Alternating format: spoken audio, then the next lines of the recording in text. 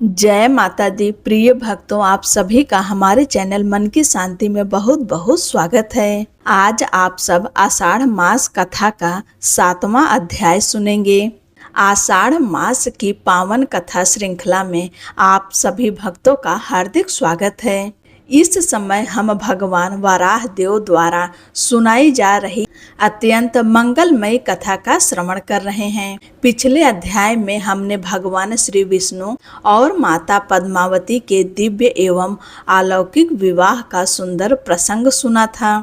विवाह के उपरांत भगवान वेंकटनाथ माता लक्ष्मी और माता पद्मावती के साथ अपने परम पावन धाम में विराजमान होकर समस्त भक्तों पर अपनी कृपा बरसाने लगे।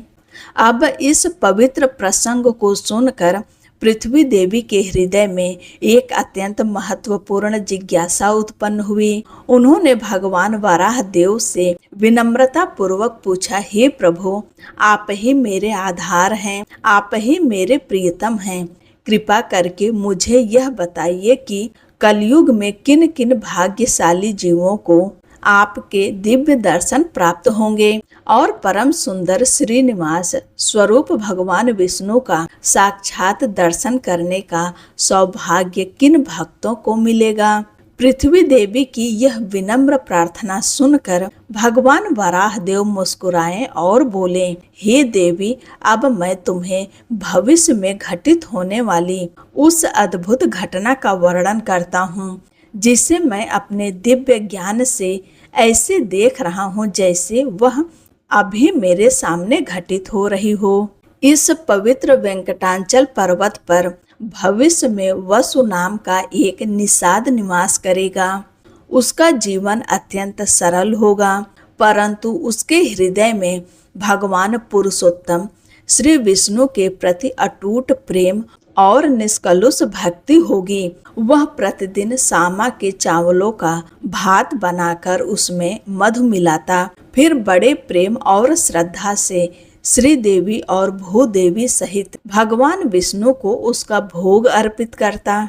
भगवान को अर्पण करने के बाद वही प्रसाद ग्रहण कर अपने जीवन को धन्य मानता। उसकी भक्ति में न कोई दिखावा था और न ही किसी प्रकार का अहंकार, केवल निष्कपट प्रेम और पूर्ण समर्पण था। उसकी पतिव्रता और धर्मपरायण पत्नी चित्रवती थी। अपने पति के समान ही सद्गुणों से संपन्न थी। समय आने पर उसने एक तेजस्वी और सुशील पुत्र को जन्म दिया, जिसका नाम वीर रखा गया। वसु अपनी धर्म पत्नी और पुत्र के साथ अत्यंत प्रसन्नता पूर्वक अपना जीवन व्यतीत करने लगा। एक दिन वसु ने अपने पुत्र वीर को सामा के खेत की रक्षा करने का दायित्व सौंपा और स्वयं अपनी पत्नी के साथ वन में मधु की खोज के लिए निकल पड़े।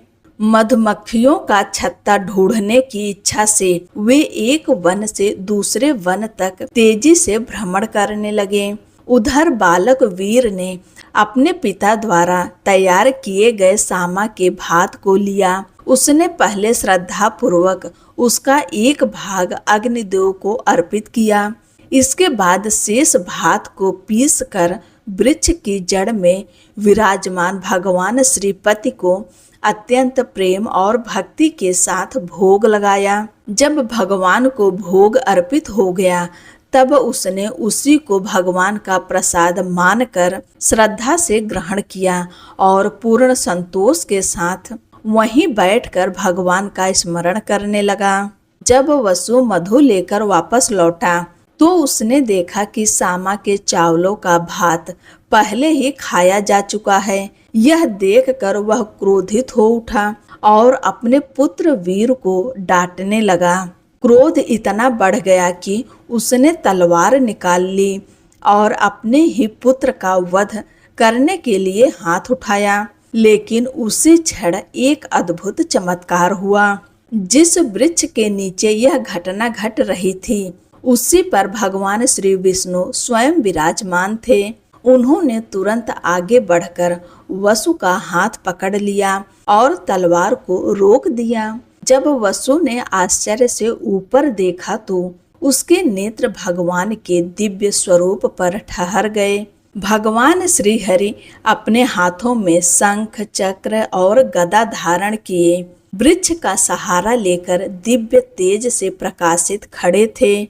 भगवान के इस अलौकिक दर्शन को पाकर वसु की आंखों में अश्रुधारा बहने लगी। उसने तुरंत तलवार छोड़ दी और भगवान के चरणों में गिरकर साष्टांग प्रणाम किया। विनम्र होकर उसने कहा, हे देवाधिदेव, आप स्वयं मेरे हाथ को क्यों रोक रहे हैं? तब भगवान श्री हरि ने अत्यंत स्नेह पूर्वक कहा, हे वसु, तुम्हारा पुत्र वीर मुझ में अनन्य भक्ति रखता है। वह मुझे तुमसे भी अधिक प्रिय है। इस निष्कपट भक्ति के कारण मैंने उसे अपने प्रत्यक्ष दर्शन दिए हैं। उसकी दृष्टि में मैं संपूर्ण जगत में विद्यमान हूँ, जबकि तुम मुझे केवल स्वामी पुष्करणी के तट पर ही सीमित मानते हो। भगवान के ये अमृतमय वचन सुनकर वसु का हृदय आनंद से भर गया।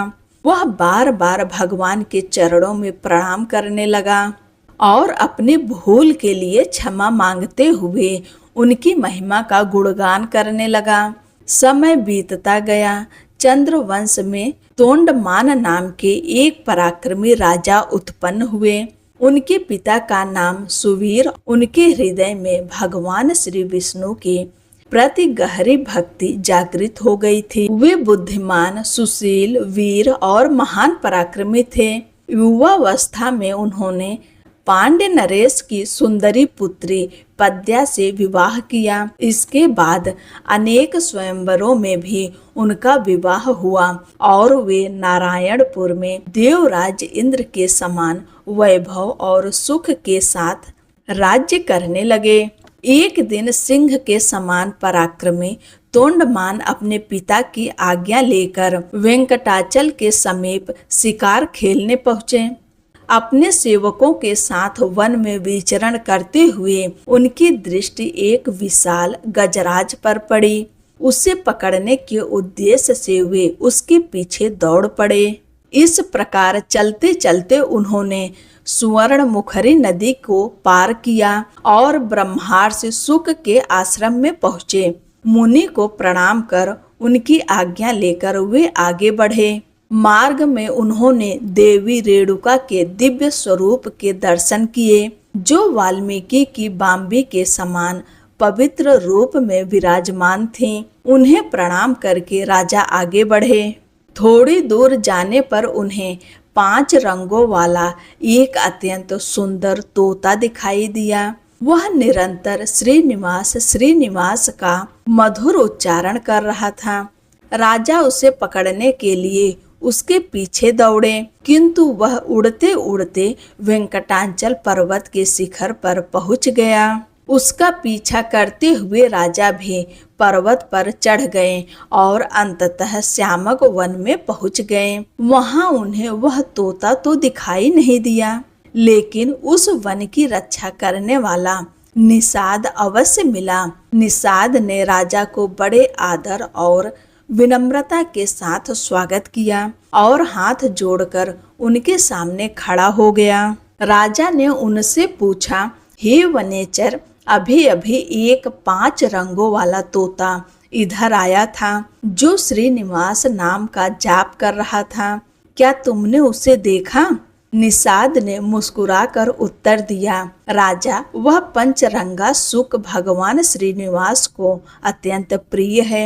स्वयं श्री देवी और भूदेवी ने उसका पालन पोषण किया है। वह सदैव भगवान के समीप स्वामी पुष्करणी के तट पर विचरण करता है। उसे कोई भी पकड़ नहीं सकता।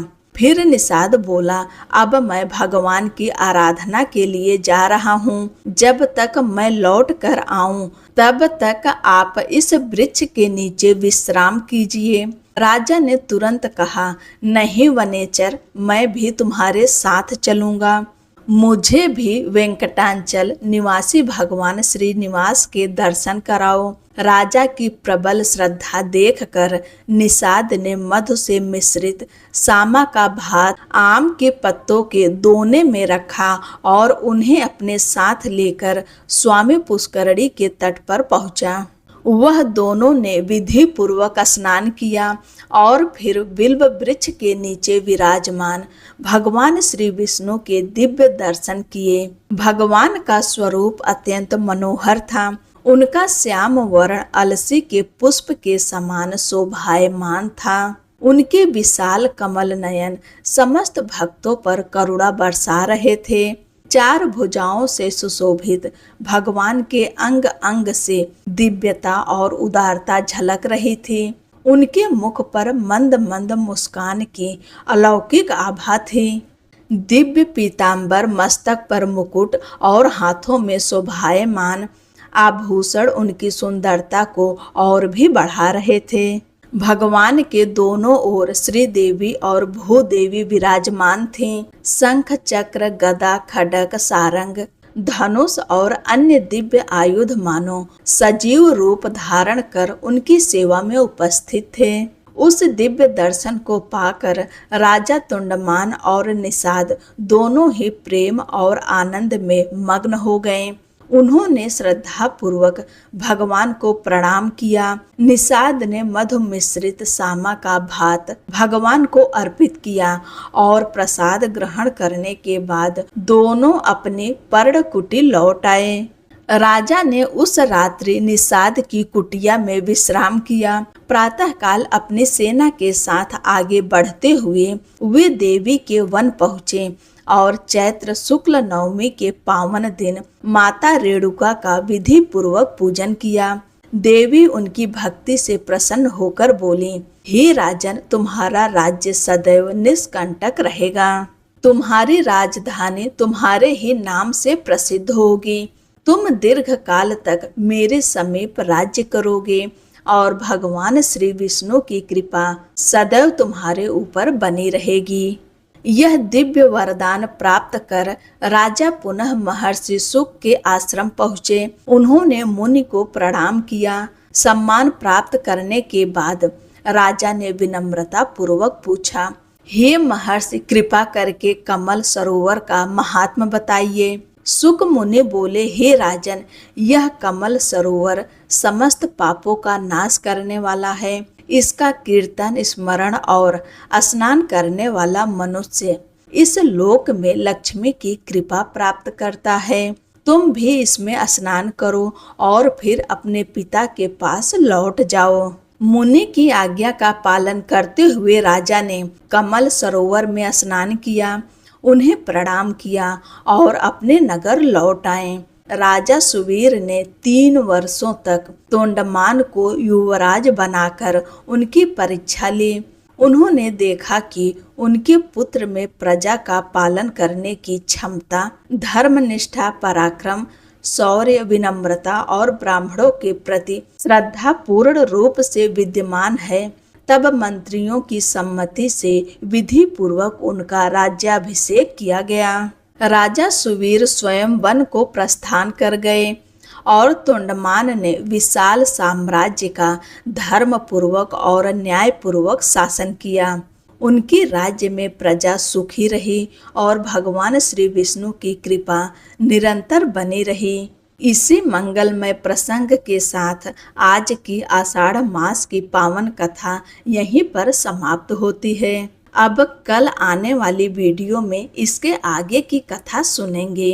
प्रिय भक्तों, कथा पसंद आई हो तो वीडियो को लाइक करें, शेयर करें और सब्सक्राइब अवश्य करें। जय श्री हरि।